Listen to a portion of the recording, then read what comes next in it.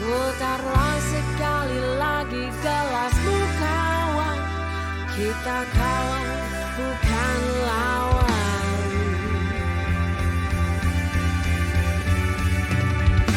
Hai, ketemu lagi sama gue di Putar Gelas. Di mana putar gelas itu boleh mabok asal bermanfaat. Boleh gibah kayak mama kan doyan tuh arisan putar gelas tuh gak ada manfaatnya. Kita obrolan kita tuh harus bermanfaat. Biar kata sedikit, terserah lo mau nyerap manfaatnya atau tidak. Oke.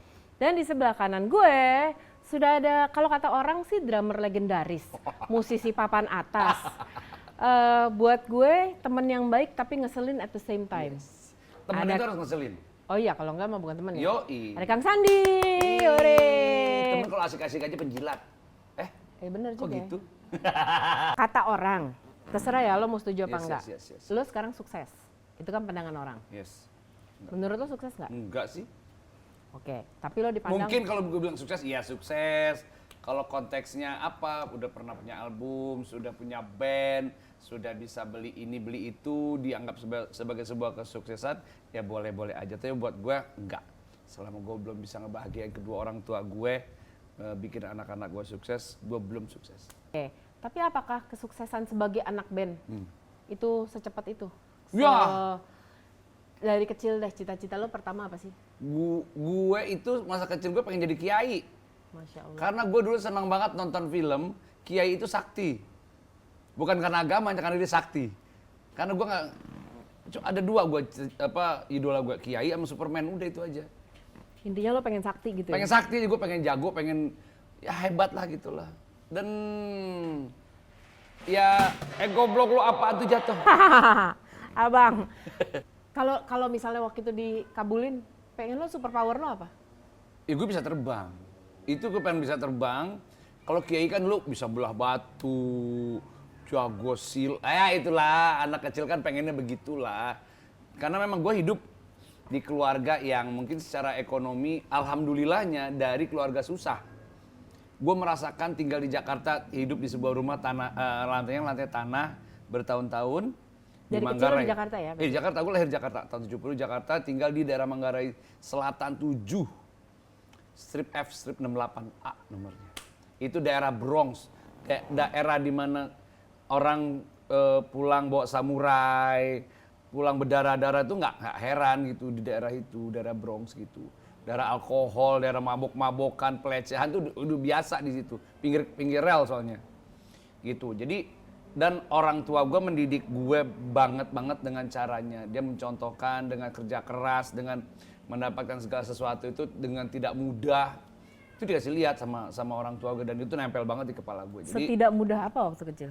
nih, bokap gue itu kerja di Karanganyar di Sawah Besar. Ini nempel banget di kepala gue. Dia itu pulang kerja dikasih uang 2.000 perak buat naik angkot. Dari Sawah Besar ke Manggarai, which is lumayan jauh kan. Sama bokap itu duit dia segitu-segitunya. Sama dia nggak dipakai buat naik angkot dong. Dia ke tukang gorengan, dia beli 2.000 terus banyak kan gorengan. Dia jalan kaki dong pulang.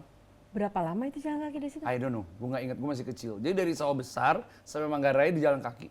Sampai rumah dia dengan mukanya yang capek, dengan mukanya lusuh gitu. Dia taruh di meja, dia duduk, dia diem aja. Dan dia lihat anaknya berebut nasi gorengan itu dan dia happy banget. Dan Lo berapa bersaudara? gue itu 5, 2 meninggal sekarang udah. Gitu. Jadi akhirnya bokap gue bisa punya perusahaan sendiri dan kemudian jadi salah satu bisa dibilang cukup mapan secara ekonomi.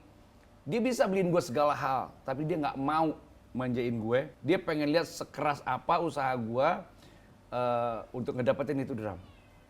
Gue hampir setiap hari tidur dengan katalog drum. Gue datang ke toko tuh bukan pengen beli drum karena gue nggak punya duit, belum bisa ngasilin duit. Gue lihat, oh ada katalog, wah ini drumnya keren. Gue bawa pulang semua katalog, gue buat tidur, pakai impi-impi gitu. Akhirnya bokap gue mungkin ngelihat kali, oh ini anak emang pengen kayak dia beliin lah akhirnya drum. Dan dia ngelihat dengan mata kepala sendiri gue bener-bener latihan dan akhirnya seperti sekarang. Tapi yang bikin gue sedih adalah pada saat gue sudah bisa bikin album, bisa konser, bokap gue udah belum pernah sekalipun nonton konser gue. Belum pernah sekalipun. Padahal waktu itu tahun 2000 bokap gue meninggal, tahun 93 gue rilis album sama Yukem kan. Itu sebenarnya ada waktu 7 tahun waktu itu gue tur kemana-mana, bokap gue belum Nggak pernah. mau atau lo ngajak atau Enggak, dia orang yang melihat dari jauh. sampai umur berapa lo dari waktu kecil emang merasakan susah? Umur kelas berapa nih mulai oke ini membaik nih? 10 10. tahun. Pada saat umur 10 itu cita-cita lo udah berubah belum?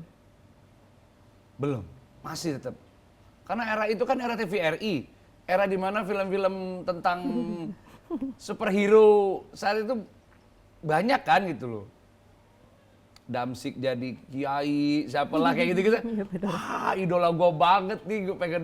Dan karena keluarga gue itu keluarga NU ya, jadi dekat banget gue dengan Gus Dur, deket dengan kiai-kiai itu gue deket gitu. Tapi makin kesini makin terkikis. Kok kiai nggak sakti ya? Di film Kok begitu Gus Dur tapi di biasa-biasa kenyataan aja. enggak, iya Kok benar. tangan nggak ngeluarin apa gitu, nggak jago silat juga gitu.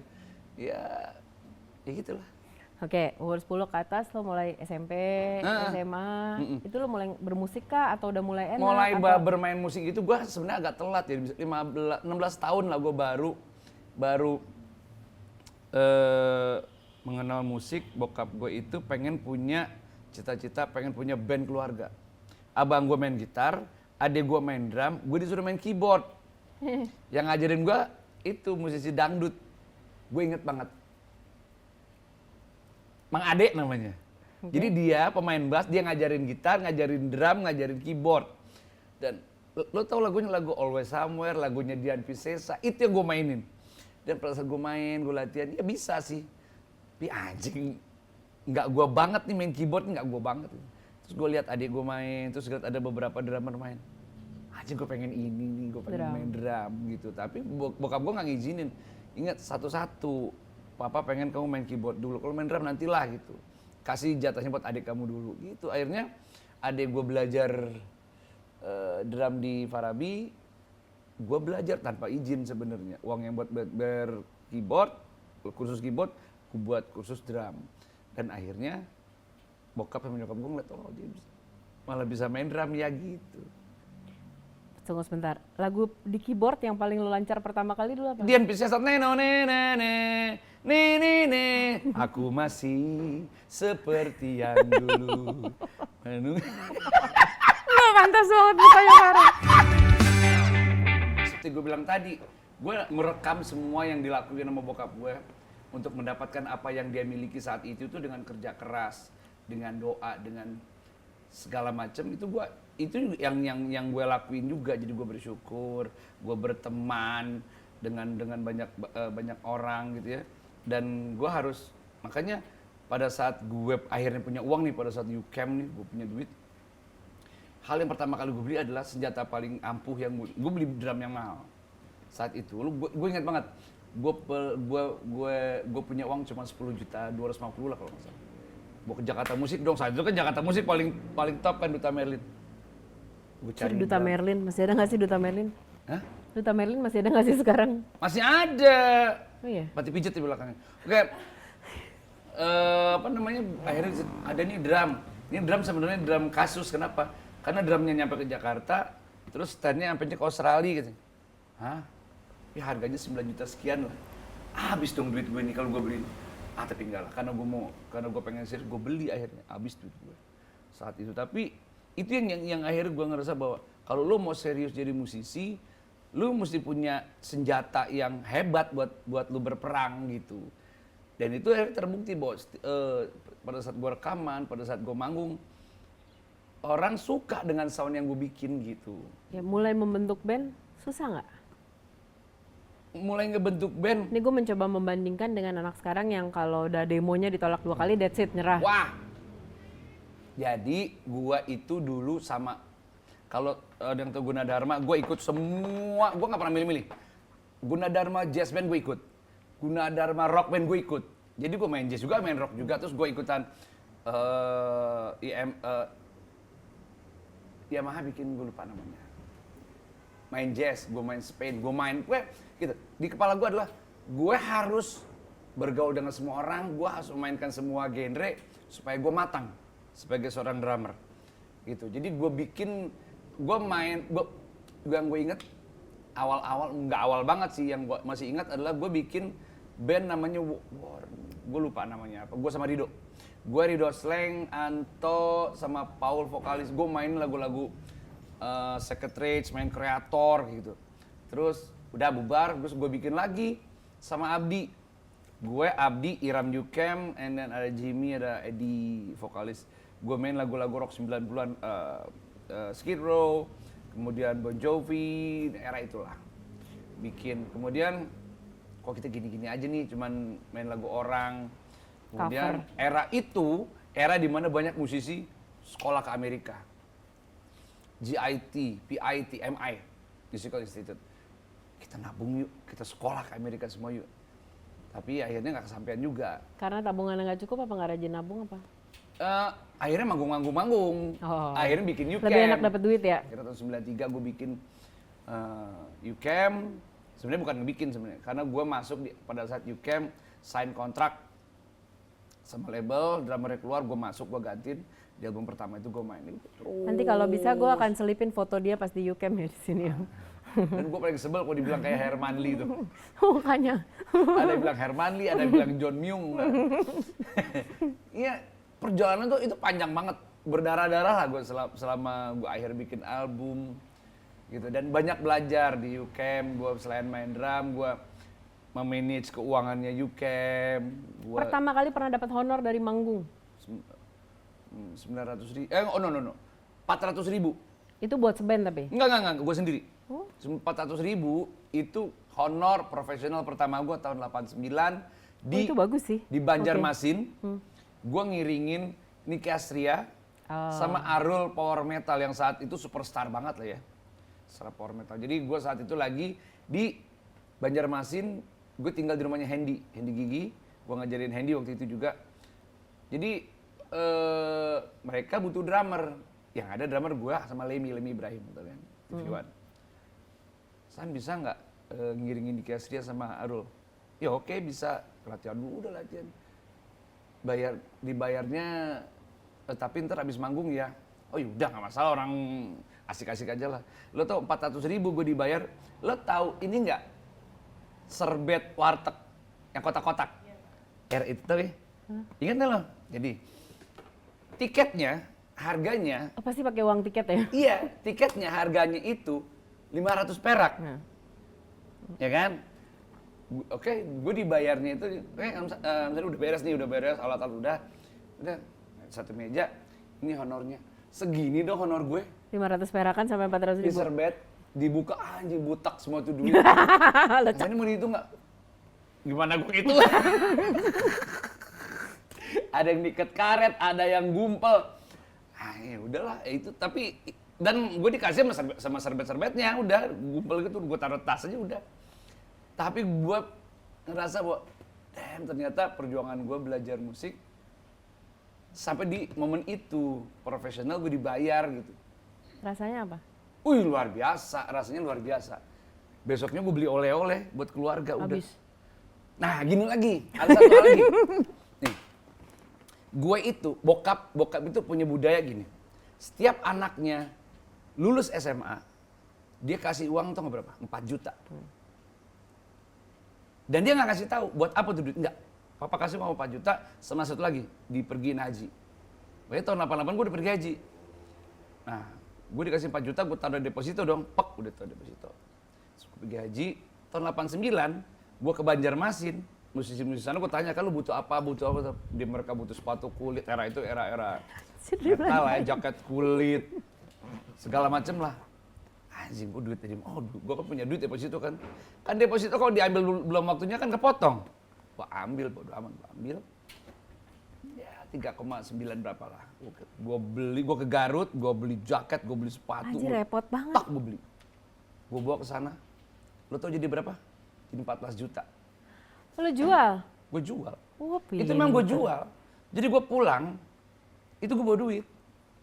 Dan itu bokap gue bilang sama nyokap gue, dia bangga banget sama gue. Modal 4 juta, dia pulang bawa 4 juta, 14 juta 400.000. Yes. Iya kan? 14 400.000 jadi juta honor. 400.000. Gimana nggak bangga coba lo? Dan itu akhirnya gue tahu bokap gue itu ngasih anak-anaknya 4 juta itu dia pengen tahu Lo ini mau anak jadi punya apa? insting bisnis apa enggak, ini anak konsumtif atau enggak. Kalau konsumtif jadi habis lah itu duit. Dan dia kenapa pergiin anaknya haji?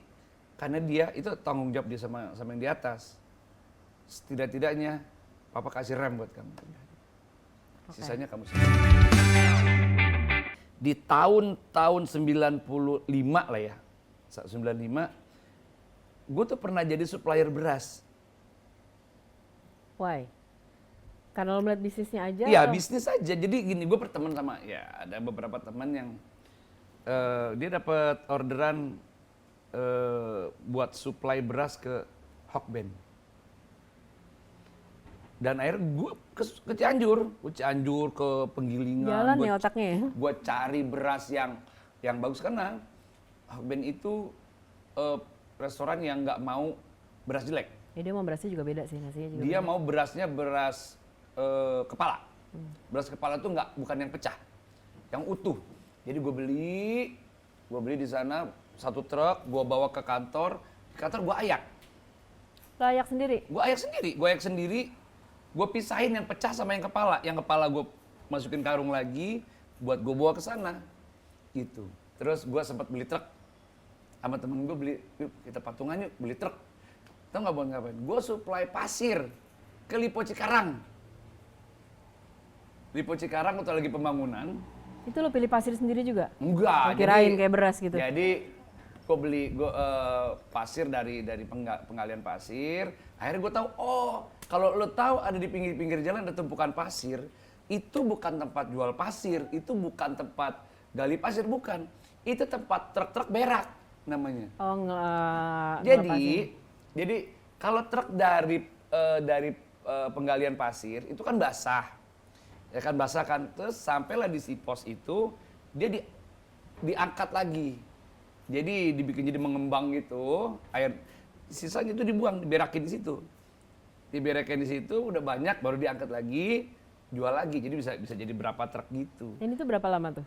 Itu gue jalanin maybe 2-3 tahun. Terus sampai di momen yang tahun 98 kerusuhan, gue kan ngajar, gue punya anak. Bulan Februari tahun 98 anak gue lahir. Bulan Mei kerusuhan, anak gue 2 bulan. Gue waktu itu gue inget banget, dari puncak gue turun ke Jakarta mau pulang, masuk tol Taman Mini, pintu tolnya, petugasnya bilang, Pak, Bapak Putar balik. Cina. Oh. Mata Bapak sipit. Bapak mendingan jangan masuk Jakarta. Bahaya, Bapak pulang. Gua keluar dong, gua muter gua keluar ke tol pasar Makro. Pasar Makro. Masih ada Makro dulu ya? Masih ada Makro dulu. Set gua ke situ, gua pulang ke rumah ke Kampung Gedong, pulang ke rumah. Set. Dulu kan era itu Antv paling ini kan, Antv. Pas gua nonton pintu tol Pasar Rebo dibakar masa, baru gue lewatin itu, saat itu Goro dibakar, ini dibakar, udah. Saat itu kan gue ngajar, manggung nggak ada. Satu momen yang gue nangis berdua sama bini gue dulu. Gue gaji 570.000 kalau nggak salah waktu itu, dari ngajar di Citraland, lantai 5 gitu. Gue harus beli susu karena anak gue, bini gue bermasalah dengan ASI-nya, gue harus beli susu. Waktu itu gue ngerasain susu yang harganya 22.500, seminggu kemudian jadi 52.000. Kan dolar kan itu kan. Akhirnya gue cari susu di toko-toko, nggak ada, habis, supermarket habis. Gue dapatlah di Bumi Marinir. Komplek Marinir depannya kan ada tuh, ada supermarketnya Marinir punya. Gue datang di situ, ada nggak susu merek ini? Habis Pak, semua susu kita habis. Terus gue di depan toko, gue diem aja. Anak gue mesti nyusu. Gue diem. Mungkin kan mbaknya ngeliat gue kali ya. Mas, ini kita susu dalam perjalanan. Mau nunggu atau enggak? Yaudah saya tunggu aja deh. Pas datang, nggak banyak susunya datang. Kalau gue beli cuma 2 kaleng, nyarinya lagi susah. nyari lagi susah lagi. Uang gue cuma 570.000. ayat itu gue inget 52.000 harga susu itu. Gue beli 10 dong. Gue beli 10, yang kaleng besar kan, gue beli 10. Udah gue kasih bini gue, nih susu buat ini 50.000 sisa gaji gue. Nangis deh betul gue. Tapi di masa-masa itu pernah nggak sepanjang perjalanan mengalami kejadian tidak enak karena ras tadi itu? Enggak sih, karena gue orang yang nggak baper. Iya, ya. Gue nggak baper, lo mau ngomong gue apapun, as long as bukan nyokap gue yang dihina. Kalau nyokap gue yang dihina, gue bisa bunuh-bunuhan. Kalau gue bodo amat. Gitu, makanya karena buat gue, kalau gue baper, gue rugi sendiri gitu. Iya. Capek sendiri gitu. Apain juga gitu. Enggak sih. Ya ada lah orang bilang gue sipit lah, Cina lah. Kalau dulu kan ada Pak Item lah, apalah gitu ya. Karena tancengbok lah. Ya udah, buat gue sih bercandaan aja. Apakah begitu udah pas band, ya udah kan ini band gede, apakah semua lancar? Nah, enggak juga. Jadi gini, kalau dibilang band gede, gue masuk pas band bukan karena pas band gede. Okay. Justru gue masuk pas band tahun 99 itu, gue izin sama UCAM, teman-teman UCAM, gue mau ngebantuin pas band buat tour. Dan kemudian pada saat 2001-nya pas band minta gue jadi drummer tetap, gue izin juga. Gue mau jadi drummer tetap di pas band, boleh. Mereka izinin, ya udah. Gue masuk pas band karena pas band itu band yang kreativitasnya nggak pernah kering. Ya. Band yang berantem terus, yes. Yuki pernah keluar dari pas band, ya. Trisno pernah keluar, yes. Richard, bener, udah album keempat, saya dia keluar. Jadi terus Beng Beng keluar dari pas band juga pernah. Karena saking ributnya di dalam, tapi yang gue suka adalah, Dem ini band sehat. Kenapa? Karena ini band yang punya keinginan yang sama buat ngegedein bandnya. Bukan band yang dihidupi oleh satu personil yang oke lo main ini aja, enggak begitu. Ini band. Lo total kalau udah bermusik tuh berapa tahun sih? 30 tahun ada? Gue lebih 40. kalau dari industri dari tahun 93. Banyak ya? Hitung. Gila hitung sendiri. Matematika gue sama dengan kaos gue. Iya. Merah. Itu termasuk orang yang, karena orang tua tuh ngedidik soal agama tuh kuat banget. Bini gue, mertua gue tuh nggak sanggup untuk ngebangunin anak gue sholat subuh. Kalau gue nggak, gue seret. Nah perempuan loh. Dia bilang, ayo Kansa, Resa sholat subuh. Nggak bangun. Kansa, Resa sholat subuh. Gue tarik kakinya. Set. Nggak bangun juga. Iya, gue ambil air, gue siram mukanya.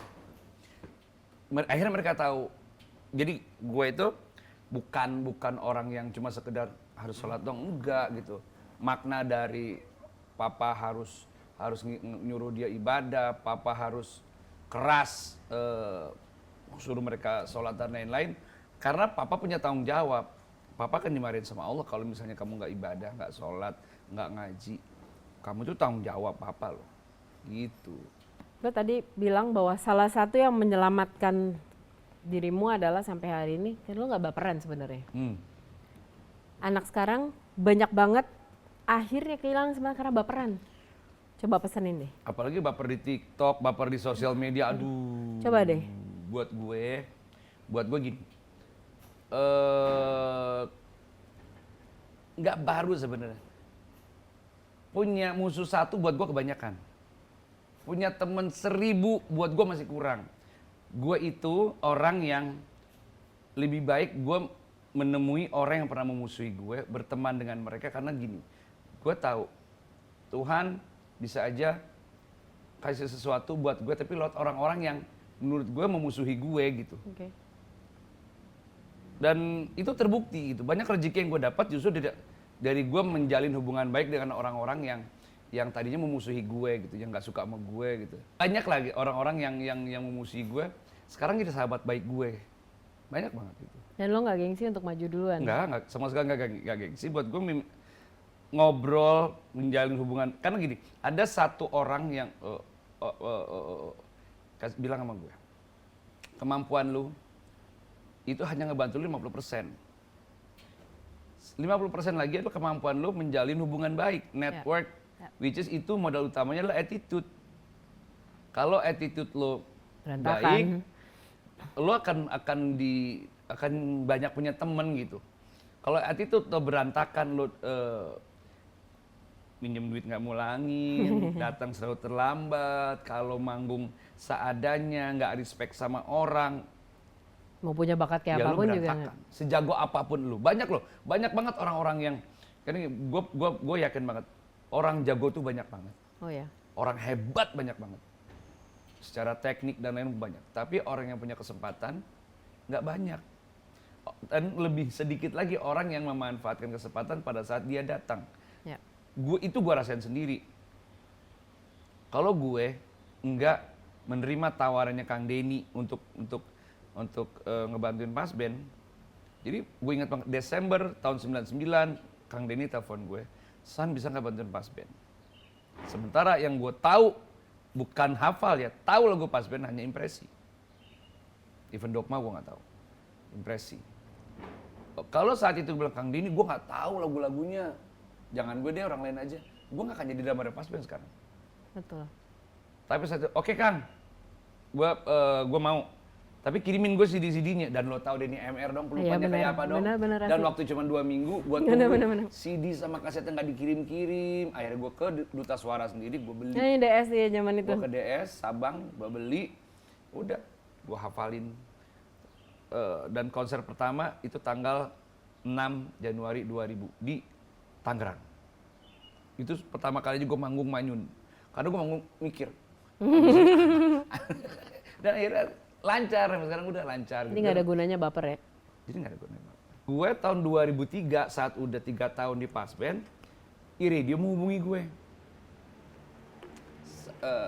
Ingat banget gue di McD. San, bisa nggak lu bawain acara iRock cuma 1 jam seminggu? Gue nggak bisa ngomong. Gue bukan orang yang jago ngomong. Gue tuh bokap gue tuh sering banget ngelatih gue. Coba gantiin papa kasih sambutan. Selalu AAU nggak bisa gitu karena gue nggak tahu urutannya kayak apa, pembukaan penutupan kayak apa nggak tahu. Tapi saat itu, oke, gue mau. Habis itu gue nggak bisa tidur. Serius gue. Anjing kenapa gue terima ya gitu. Gue nggak bisa tidur. Terus akhirnya pada saat gue mau siaran, gue disiapin dong. Gue mau ngomong ini. Oke. Pas siaran berantakan? Bukan berantakan. Set headphone gue pakai, microphone volume gue hidupin, tek, nggak keluar satu kata pun nggak keluar.